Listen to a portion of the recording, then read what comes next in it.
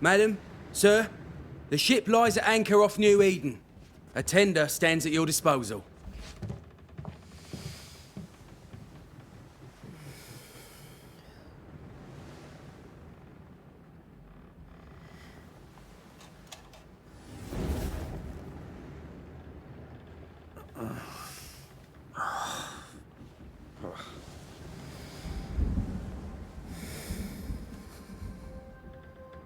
I dreamed of clouds. Great long fluffy bastards. Low over the sea.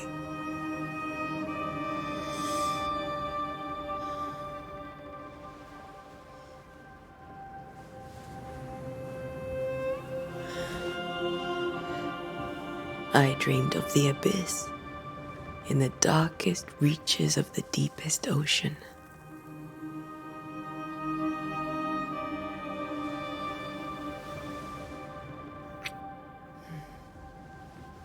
A good day to you, my love. And a good day to you too. Are we in New England?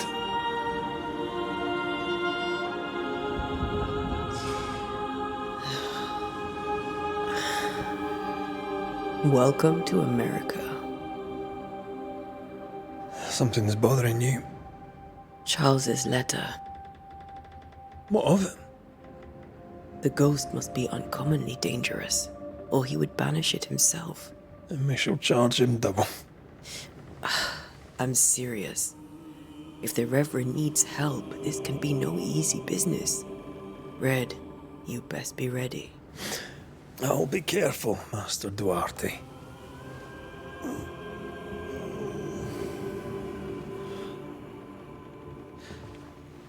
Your apprentice stands ready to serve. Come on, Adele, we need to go. I need to pee. Rory McWraith, gallant to the last. Life to the living, death to the dead. Consider our lovers, Antea and Red, the greatest banishers I ever knew. Life to the living, we say, and death to the dead. It is not so simple. Since the dawn of humanity, the dead have lingered. Dead as alive, we are complex and emotional beings. Many and tangled are the ties that bind. Since the beginning of memory, banishers have fought to sever those ties. Death is but a trifle. It comes to us all. To haunt or be haunted. There lies the true horror. I, Charles Davenport, should know it. The haunting of New Eden scared me to death. I dearly wish I had not begged my friends to come and lift the curse.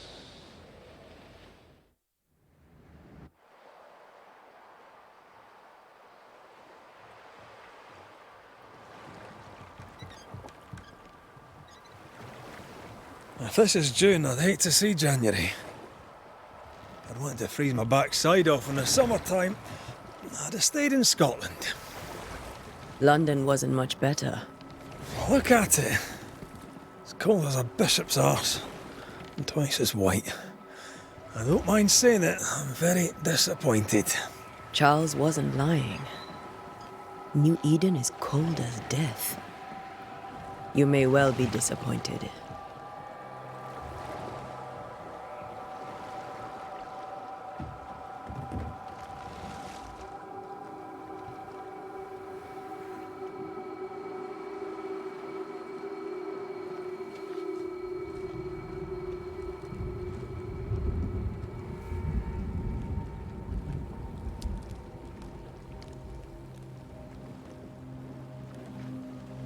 You'd better be at the tavern. With a hot grog. Or two.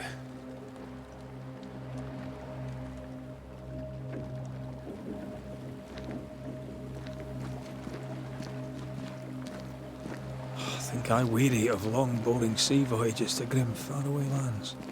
I can't remember the last time we did something else than work. After this, we should set sail somewhere warm and safe. The dead don't linger.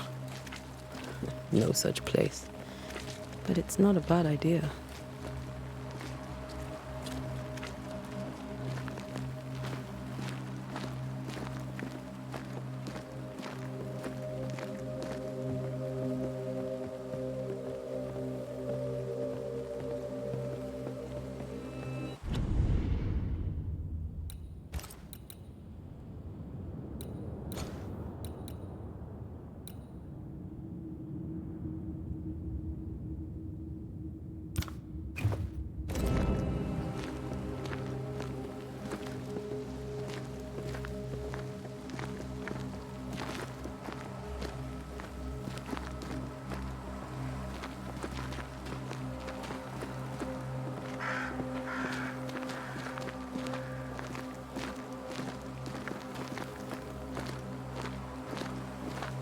Have I mentioned how grim this place is?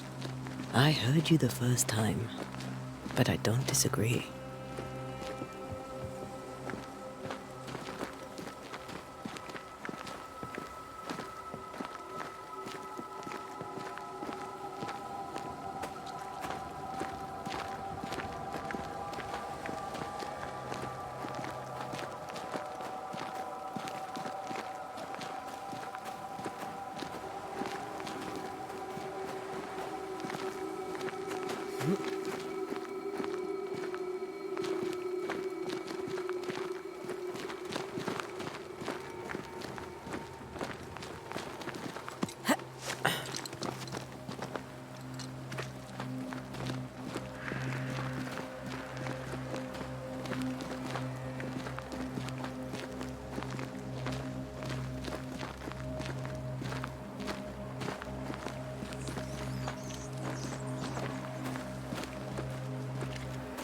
I think we can get through here. Sure. Let's go traipsing through the rotten, falling down house.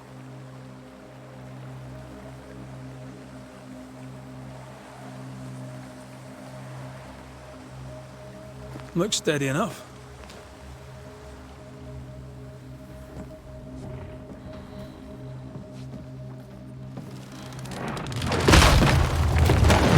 Watch out!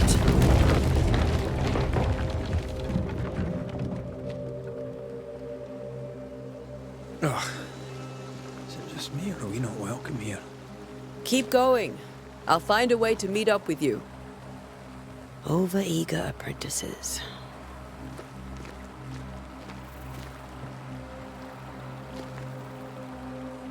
I can break my way through here.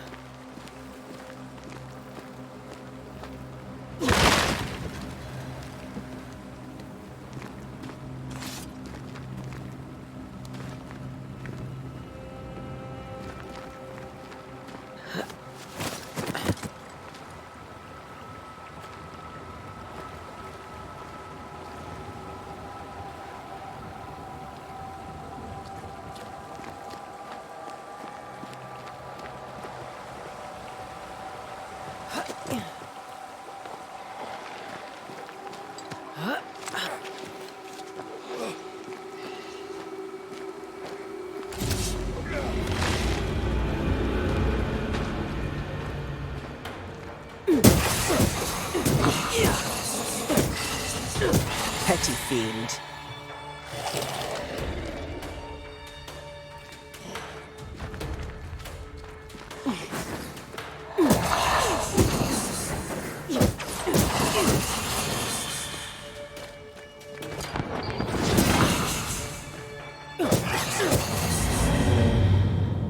Everything all right down there? Just a sneaky wanderer. You? Same, but I managed. Are these spectres watching the road? Maybe. But are they keeping people outside town? Or are they keeping them in?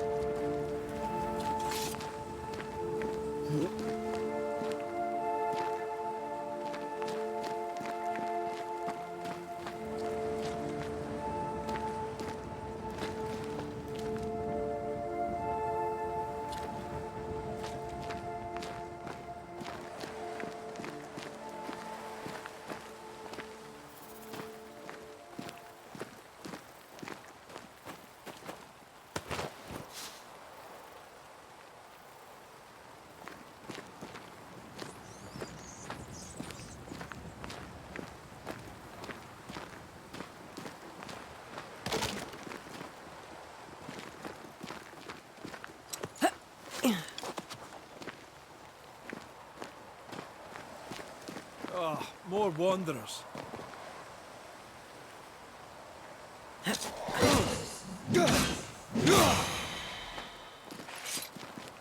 Behind you!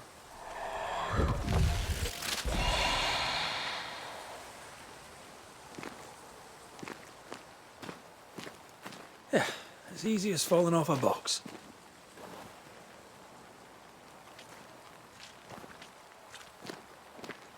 Can't tell how long these people are dead.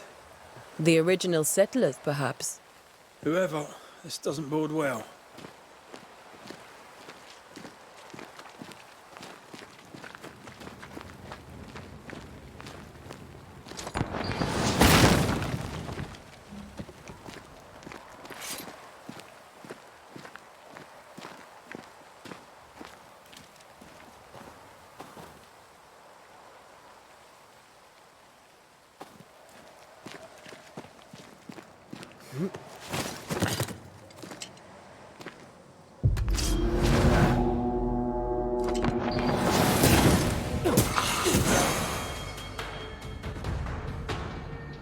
Time to leave for good.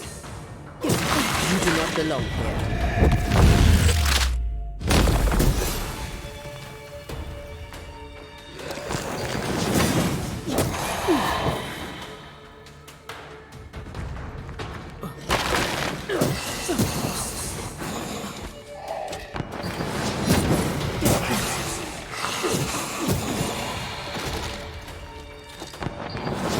Too slow.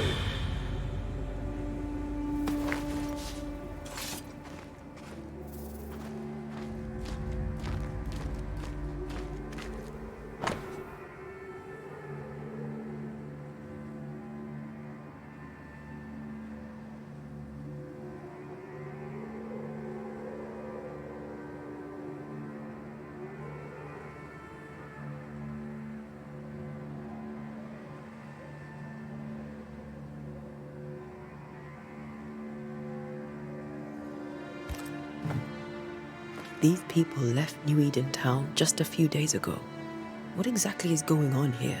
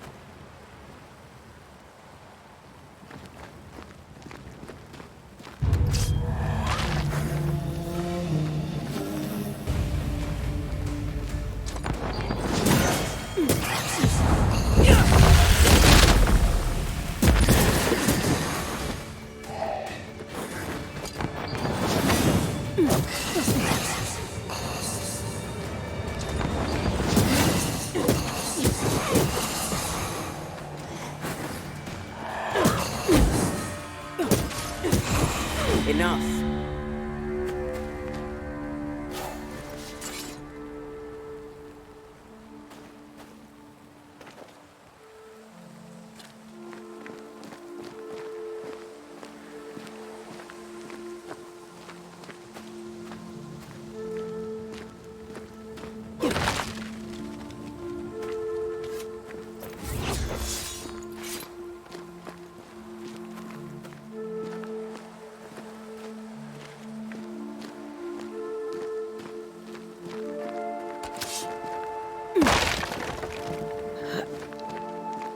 That augurs badly for the case.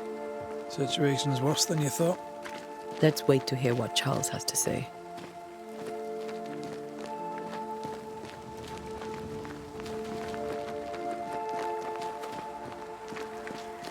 Empty docks in a growing settlement. Never a good sign.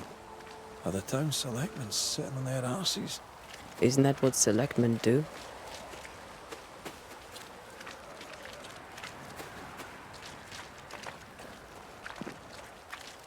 When we get to town, we may need to split up to cover more ground. You may count on the most responsible student a Banisher could have. We'll see if you remember some of your teaching, if you're up for it. Always.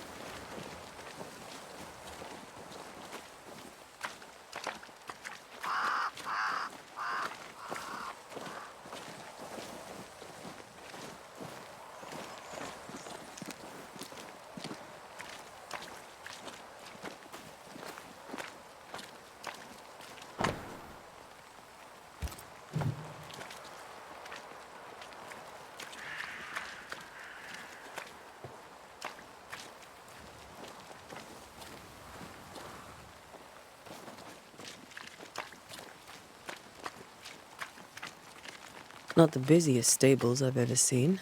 No ostler and no horses. This town is less and less welcoming by the second.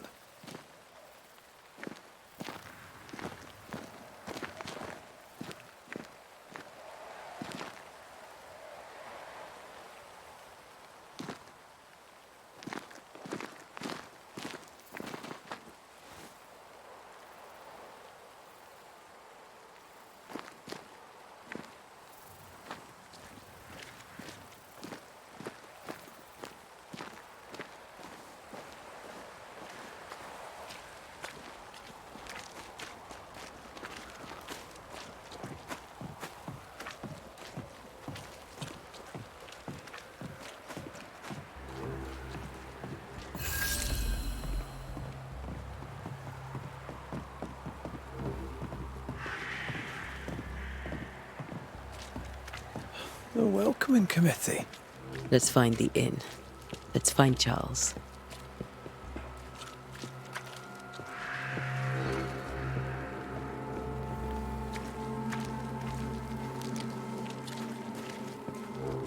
It'll be good to see Charles and Esther again. Would you a lecture on the sanctity of marriage?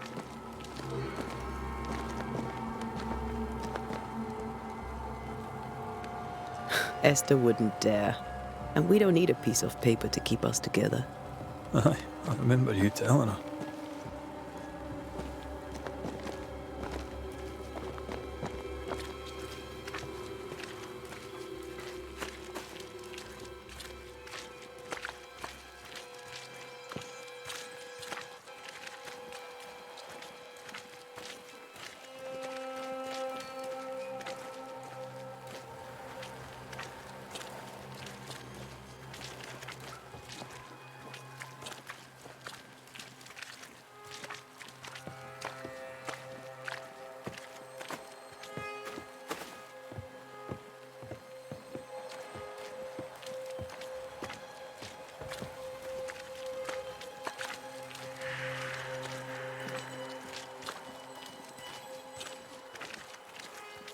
This must be the inn.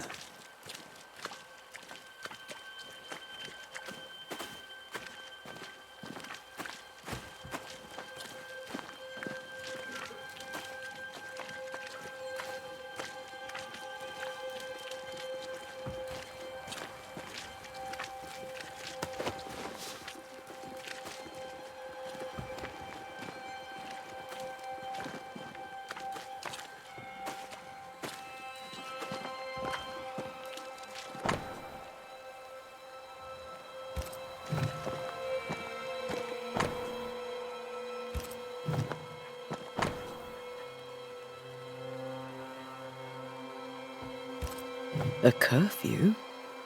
But why? The first resort of every self-respecting oppressor.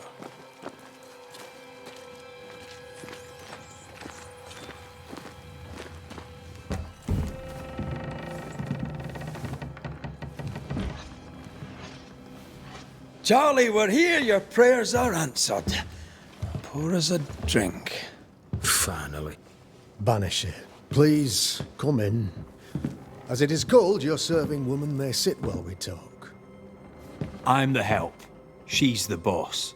You're not Charles. My name is Antea Duarte. This is my partner, Red McWraith. Good day to you, sirs, madam. Now, where's Charles? Minister Davenport said help was on its way. I assumed... Keep digging, Fairfax. Good day. Pennington, captain of the train band. This here is Thick-Skinned Newsmith. We're the selectmen. What's left of us? Why is Charles not here? We're sorry for your loss. We'll do what we can for his widow. The Reverend is dead. When? How? A terrible tragedy. Though our faith sustains us, we are still very much in shock. Our shock at Reverend Davenport's killing is so great that we must sit here in comfort, losing precious time. As governor of the colony of New Eden, it is my responsibility. Look at us, sat here waiting to meet the same fate. We could all be miles away by now. You lot do what you want. I intend living. The esteemed select woman can be brusque. Forgive her, and rest assured that her aptitudes far outweigh her manners, or lack thereof. Her point still stands, Fairfax. Sitting here, doing nothing, we are as lambs to the slaughter. The Banishers are here. Surely with their expertise we may yet prevail. Then I shall leave you in your expertise in ghosts and devils to find out. My expertise in blood and battle is of little use. Mistress Duarte, if I can be of service, yous may visit me at home. On the other side of the street, as it were. Well, Governor, shall you leave or shall you stay? For myself, I'll stay. Our company has suffered terribly. But we are worth saving. And now that you are here, save it we shall. Please, accept my sincerest condolences for the loss of your friend. We feel the loss of our minister so very keenly. Charles Davenport was a man of great knowledge and devotion. The pride, indeed, of New Eden. It discommodes me greatly to remember how we found his body in the cemetery. Indeed, it distresses me yet further to tell you that we do not know what so tragically cost him his life.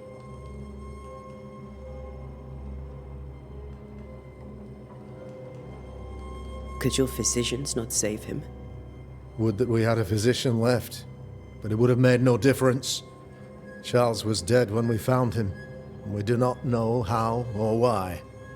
One or two among our company have knowledge of the physic. Purples, they said, rupture, strangery, or sadness. Guesses, all.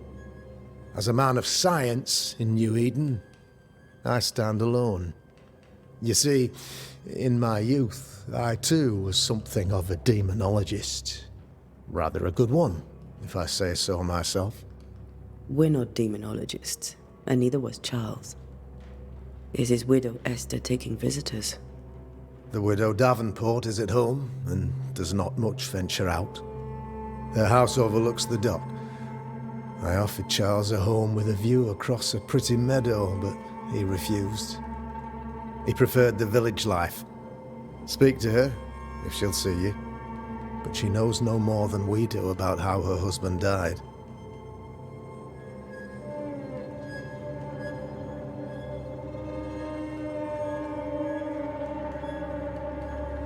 You're a demonologist, you say? I am that, like my father was before me. Faith and science are our twin compasses, you see, to a deeper understanding of the secrets of God's green and pleasant land, and those who threaten it. And what have your compasses told you about the curse? They have told me that Reverend Davenport was better placed than I to solve our problem. Which is why you're here. We agreed it. I shall stand for the company, I said, as the moral authority, the anchor, and the rock, as Charles and his Banishers lift the curse.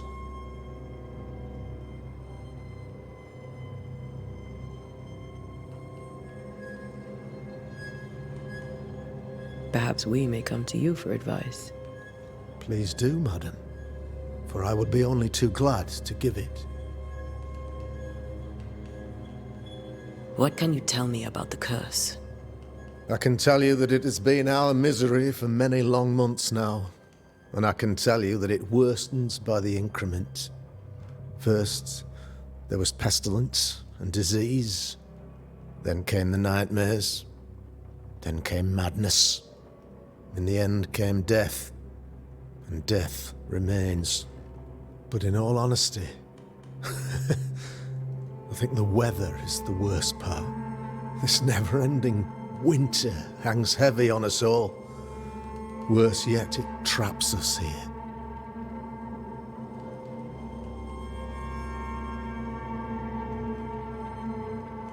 What did Charles know about it? What had he learned?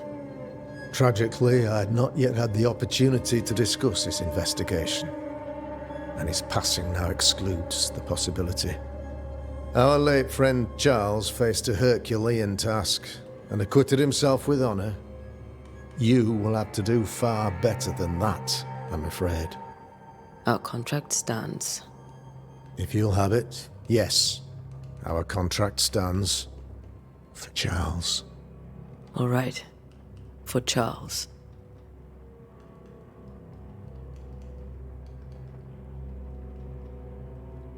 Thank you.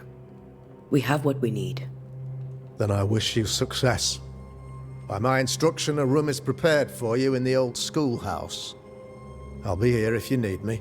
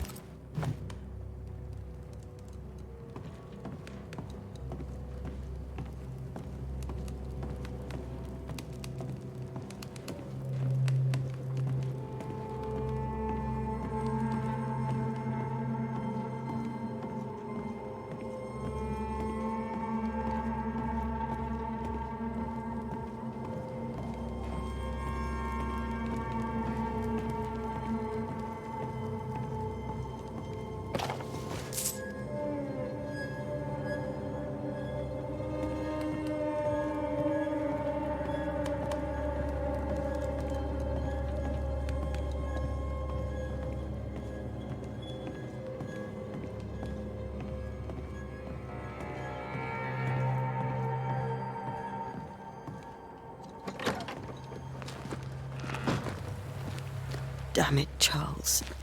Those accursed sea storms. If only we'd been here earlier. I know. But as Charles would say, another day, another soul to save.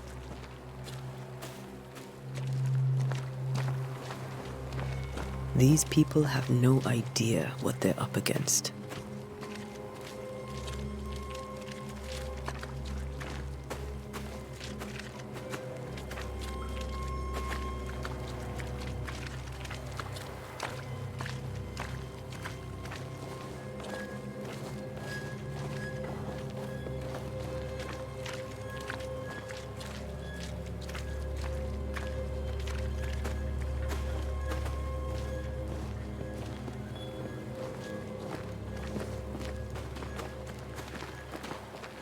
We should go to Esther. I think the governor said their house stood above the docks.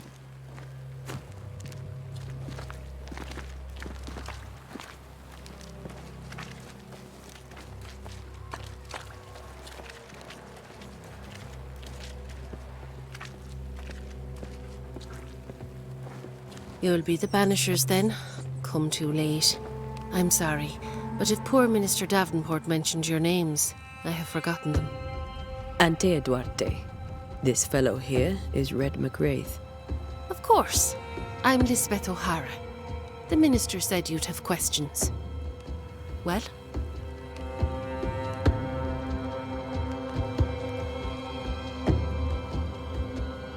What are you doing out here? Most people seem to stay indoors. Since you ask, I came to town to buy a remedy for Mistress Fitcher. My sister has a sore leg. The salve eases her discomfort. We have a small farm, some miles from here. And yes, the curse sits there too. Governor Haskell told us of the curse. I'd like to understand what it is and from where it came. While I'll not speak ill of my neighbours, someone must have let the evil in.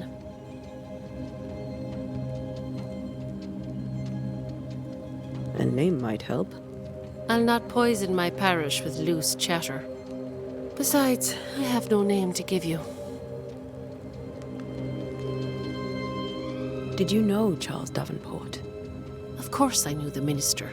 My sister and I attended all his services, and grateful we were too. He was the moral foundation stone of the colony. His poor widow. She must be bereft. You may have your time back, with my thanks. Well, thank the Lord for that.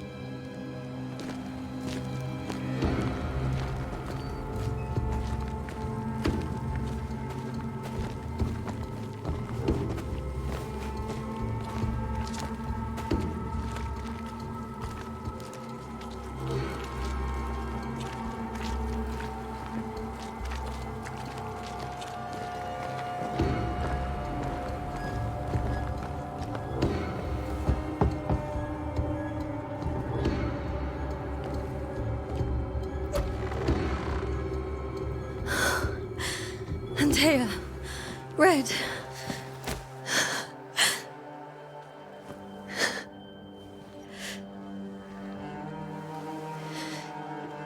Come in.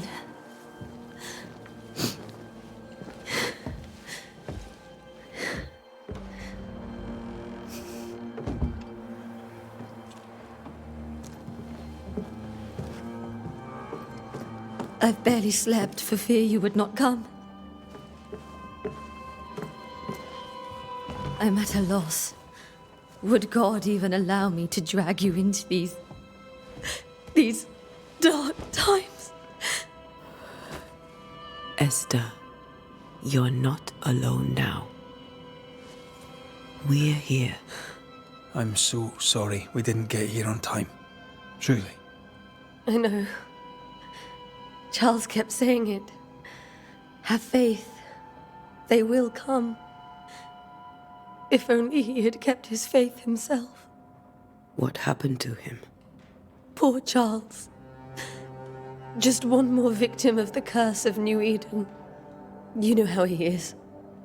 Was. Restless. Impatient. It's not that he gave up on you, his friends, but that he could wait no more. I believe he tried to lift the curse. I too have questions, but I have no answers. Nor do I now have a husband.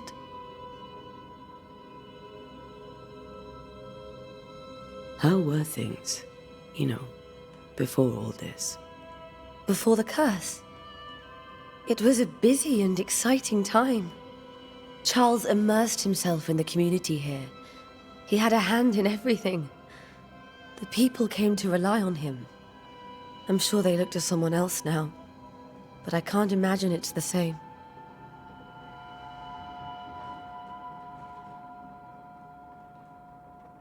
Is there anything we should know about?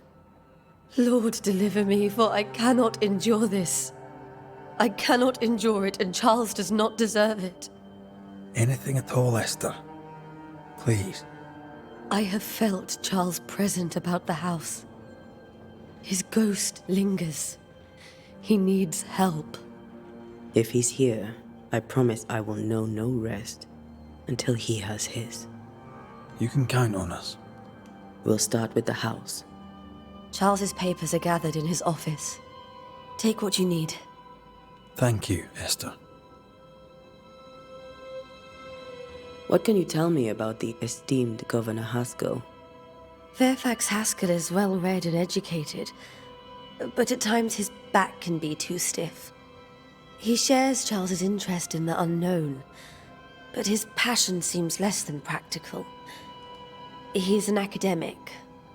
Still, good to know our patron has some understanding of our work. We met the captain, too, along with the huntress, Thickskin. Do you know them? I find Thickskin Newsmith's manner a little frightening, but I think she has a good heart. A fine hunter by all accounts. Captain Pennington comes with a reputation for soldiering. He comports himself with a wry dignity, but I suspect that beneath it all, he's just sad. Charles thought so too. There are wounds beneath Saul Pennington's armor, he said, that time and God have not yet healed. We'll take a look around, if that's all right.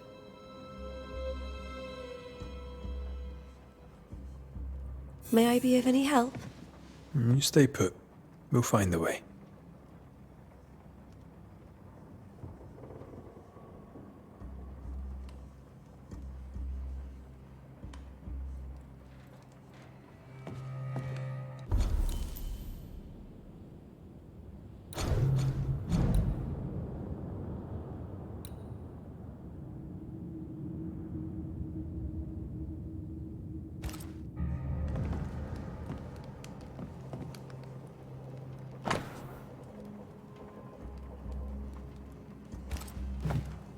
Purcell.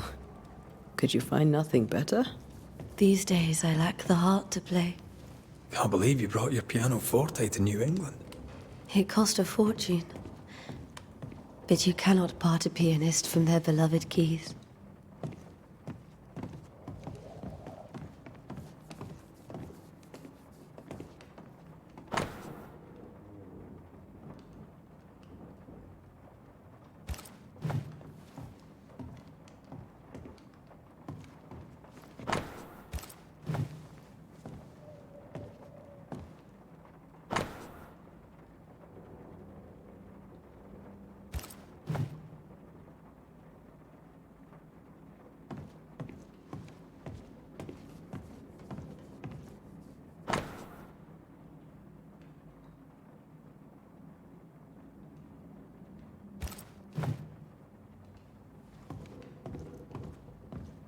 This is Charles's.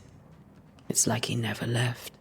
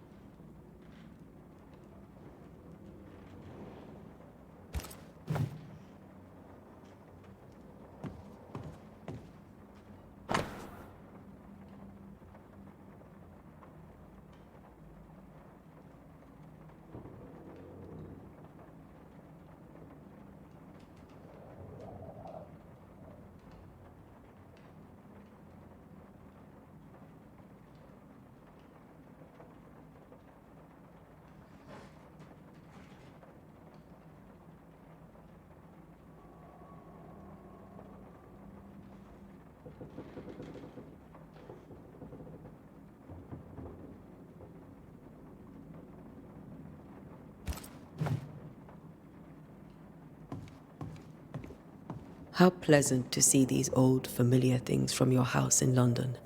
That porcelain saw many a dinner turned lecture with Charles. I miss him so.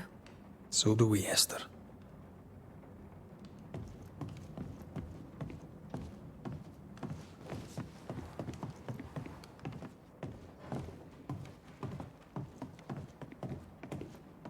Charles is still here and Esther is completely distraught. She lost him, and now he's back, a ghastly figure. It must be unbearable. Faith always was his beacon in the darkness. In people as much as in God. He's a good man. I can still picture him crafting your very first Bane ring. You sound much more fond of the moment now than you were back then. Bit green for an actual haunting, you said. You were. Still, you did all right.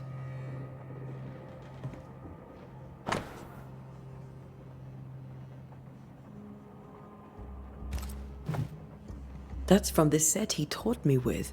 I'd know it anywhere. Did he keep it to remind him of his favourite? Or to remind him that he had yet to beat me.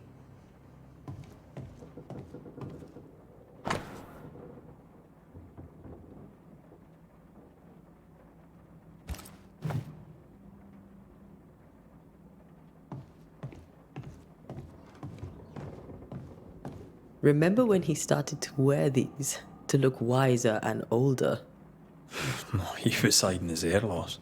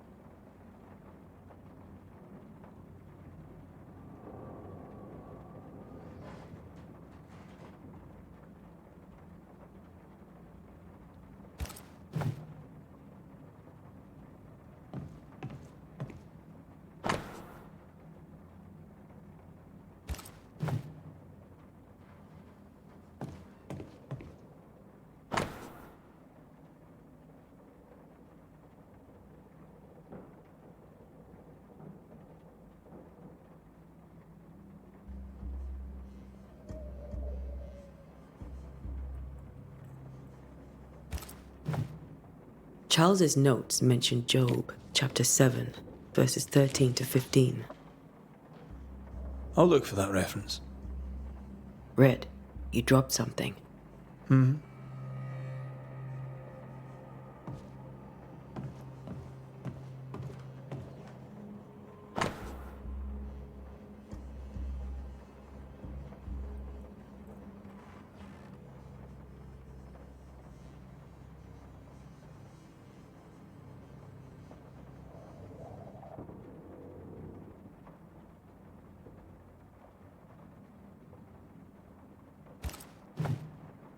These notes are erratic ramblings.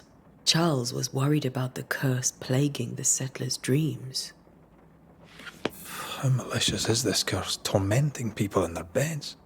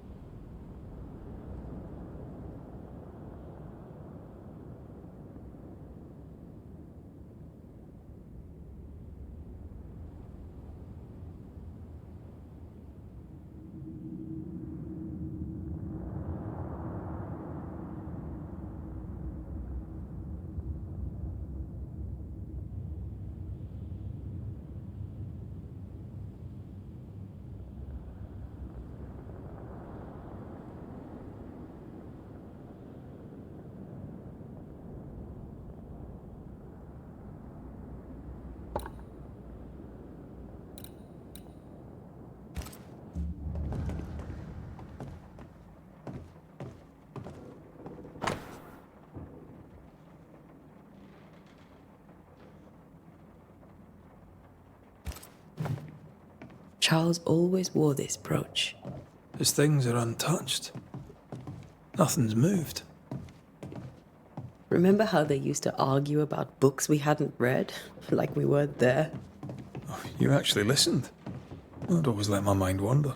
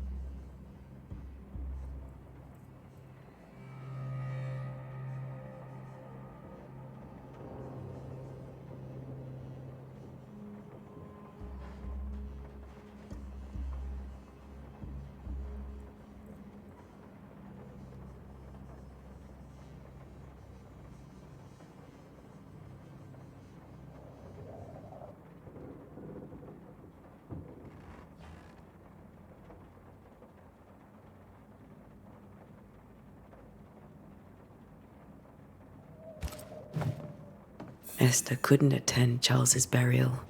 Poor woman. That's terrible for her. Esther...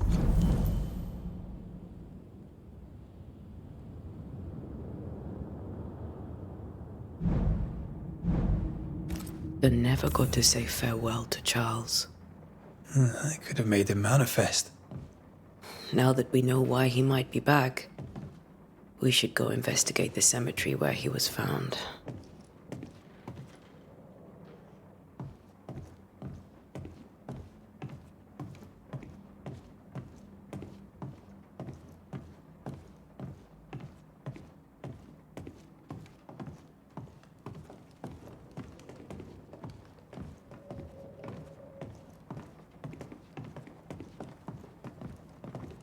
Esther, I'm sorry to trouble you once more.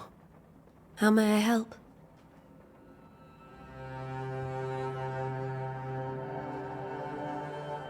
Has the curse brought with it nightmares?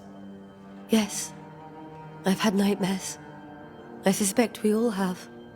Charles warned that something was stalking our dreams, that it had a use for us, that we needed to fight it with all God's might. But now Charles is gone, and my nightmares have changed. In my sleep, I see my husband falling, screaming into the abyss. All hear him. None respond. He plummets on into the bottomless pit. Poor Charles.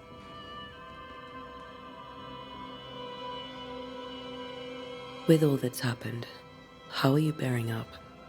This all feels so unreal. Just one more nightmare from which I cannot wake. It seems so now, but that will change. I promise. Was there something I should have done differently? Did I fail him? Did I fail Charles? None of this is your fault. I do not want to believe he is gone. He cannot be gone.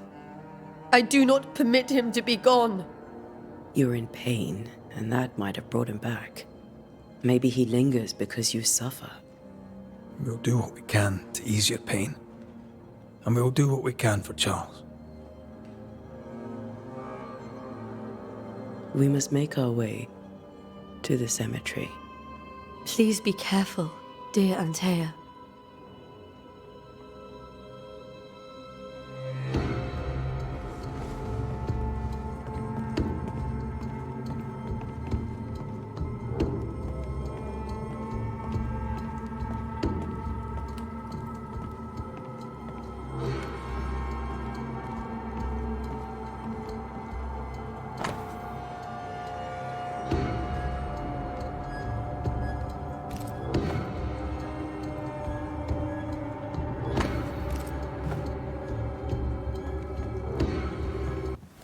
What will you do for my Charles?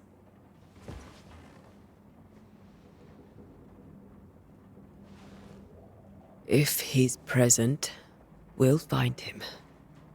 Then we'll ask him what he wants us to do. Must I see him too? First, let's find out what happened.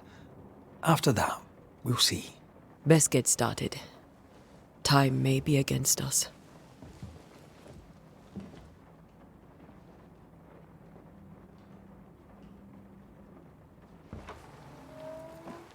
You be all right? I doubt it, but I'll do my work all the same.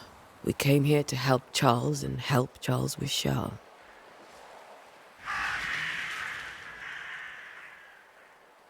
Ask around. See what people will tell you. I'll go to the cemetery and do the same.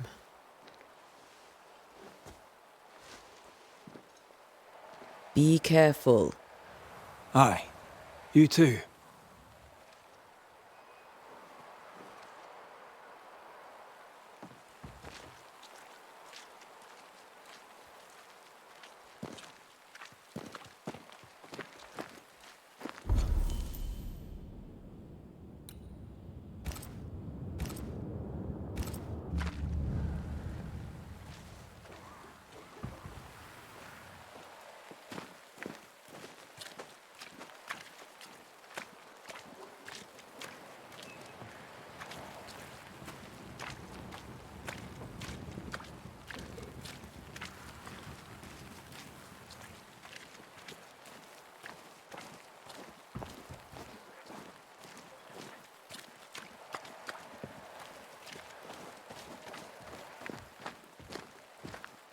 I must take a moment by myself.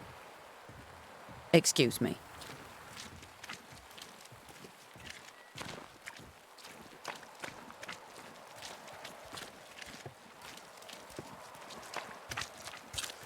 Get out of my way.